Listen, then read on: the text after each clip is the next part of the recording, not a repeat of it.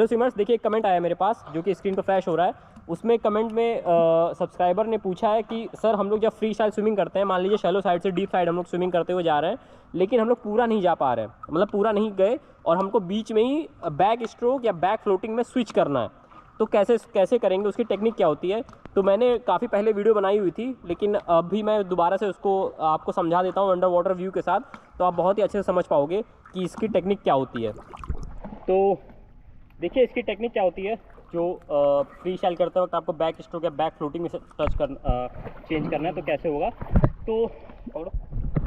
तो आपने मेरी एक वीडियो देखी होगी जिसमें मैंने बताया कि स्विमिंग करते करते अगर आपको शैलो साइड है, अगर स्विमिंग करते करते आपको खड़े होना है तो फिर क्या प्रोसेस आपको फॉलो करना है। उसमें मैंने बताया था कि दोनों हाथ को अंदर खींचना है, घुटनों को अंदर टक करना है, तो आपकी बॉडी क्या होगी, सीधे हो जाएगी एंड देन आप खड़े हो जाओ।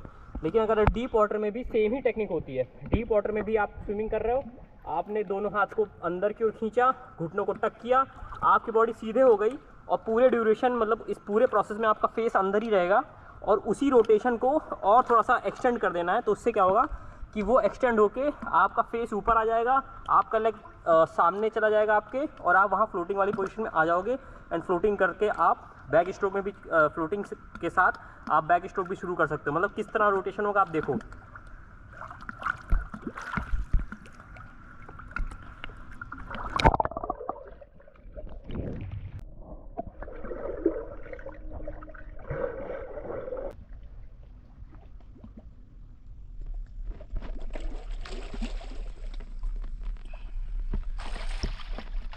मान लो जैसे स्विमिंग कर रहे हैं, ठीक है, डीप में हम चले गए, हाँ, दोनों पैर में क्रैम्प आ गया, हाँ, ठीक है। अब मान लो हम स्विमिंग फ्री स्टाइल स्विमिंग नहीं कर रहे हैं, हाँ, तो क्या कंडीशन होगा उसमें फिर?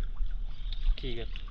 तो देखिए ये जो क्वेश्चन है, ऐसा इंसिडेंट ना इस पूल पे आई थिंक विवेक सर के साथ भी हुआ है, मेरे साथ भी हुआ है और अर्जुन के साथ भी हुआ ही है। तो इसमें क्रैम्प जब आता है तो क्रैम्प में क्या होता है, आपकी मसल्स आपके अकॉर्डिंग वर्क नहीं करती, वो एक तरीके से अकड़ जाता है पैर। जैसे अभी मैंने बताया कि रोटेशन करके तो आप सीधे खड़े हो सकते हो, लेकिन जब आप क्रैम्प आ जाएगा तो आप रोटेशन करोगे तो आपको पेन होगा और रोटेशन भी नहीं होगा। तो आपके पास क्या ऑप्शन हो सकता है, दो ऑप्शन है।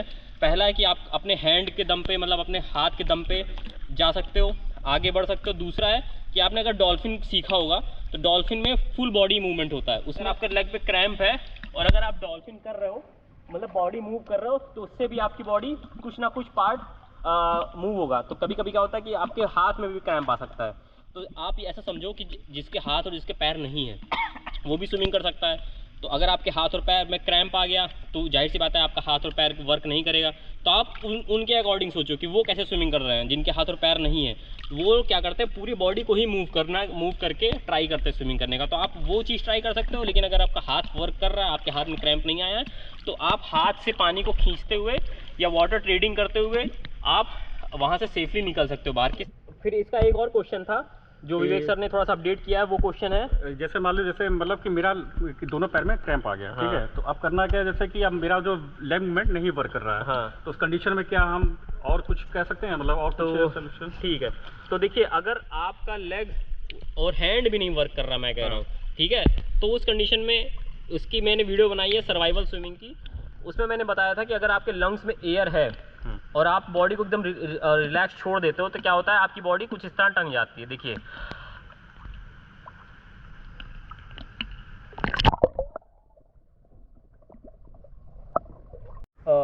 तो एक तो होता है कि जो मैंने बताया कि सर्वाइवल में क्या होता है कि आप अगर लंग्स में एयर है तो आपका फेस ऊपर आ जाएगा, आप वहाँ ब्रीथ करके सर्वाइव कर सकते हो, चिल्ला सकते हो। और कुछ लोग की बॉडी जो बहुत अच्छा फ्लोट करती है, जिनकी बॉडी अगर वो लोग कुछ ना करें तो भी, जैसे आप वीडियो में देख रहे हो कि जो लोग हेल्दी होते हैं उनका क्या होता है कि अगर उनको क्रैम्प वगैरह आ गया तो वो कुछ ना करें, पानी पर बस लेट जाएँ, उनकी बॉडी ऑटोमेटिक सरफेस पे आ जाएगी एंड फिर वहाँ से वो काफ़ी मतलब तेज़ से चिल्ला के हेल्प मांग सकते हैं। उनके पास टाइम ज़्यादा होता है। लेकिन जिनकी बॉडी थोड़ी सी डेंस है, जिनकी बॉडी प्रॉपर फ्लोट नहीं करती है, तो वो सर्वाइवल वाली टेक्निक का यूज़ करके भी बच सकते हैं। लेकिन जितना भी मैं पॉइंट्स बता रहा हूँ, इसको ऐसा नहीं है कि आप हाथ और पैर बांध के कूद गए अपने पूल पे और कोई सेफ्टी नहीं है, ऐसा नहीं। सेफ इन्वायरमेंट में रह के सीखो। ये सब सर्वाइवल मैं एजुकेशनल पर्पज से बता रहा हूँ कि कैसे कैसे बचा जा सकता है। देखिए जब भी क्रैम्प आता है ना, तो जनरली क्या होता है, पहली बार जब क्रैम्प आया था मुझे तो मैं पैनिक कर गया था, मैं सच बता रहा हूँ।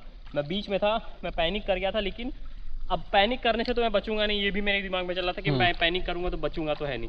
मेरे पास हाथ था मेरा, और मुझको भी इतना पता था कि पानी को जिस डायरेक्शन से मैं पानी को पकड़ के खींचूंगा उसी डायरेक्शन में मेरी बॉडी आगे बढ़ेगी।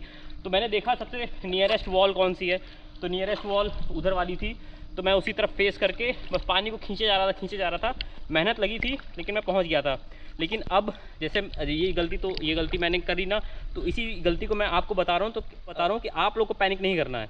आपको बहुत ही शांत दिमाग से सोचना है कि क्रैम्प तो आ गया ठीक है, लेकिन अब क्या कर सकते हो, अब जो नियरेस्ट कोई ऑब्जेक्ट है, कोई वॉल है, उसकी तरफ बढ़ना है। उसकी तरफ कैसे बढ़ सकते हैं, पानी को आगे से पीछे की ओर खींचो या बैक फ्लोटिंग वाली पोजीशन में आओ और पानी को पीछे से आगे ढकेलते हुए आगे बढ़ जाओ। तो इस चीज़ से आप लोग थोड़ा सा शांत दिमाग रह के सिचुएशन को हैंडल कर सकते हो। तो आई होप कि ये सारे पॉइंट्स आप लोग को समझ में आ गए होंगे कि कैसे क्रैम्प से बचना है, और जिनका क्वेश्चन था कि स्विमिंग करते करते कैसे बैक फ्लोटिंग पे आना है, बैक स्ट्रोक करना है, वो भी इस आंसर से सेटिस्फाइड जरूर होंगे। तो वीडियो को लाइक कर दीजिएगा, चैनल को सब्सक्राइब कर दीजिएगा, और 1 मिलियन होने वाले हैं तो आप लोग जरूर सपोर्ट करिए, 1 मिलियन हो जाए, एंड फिर उसके बाद गिव अवे में हम लोग गिव अवे का वीडियो आएगा जिसमें आप लोग पार्टिसिपेट करिएगा। Thank you, bye.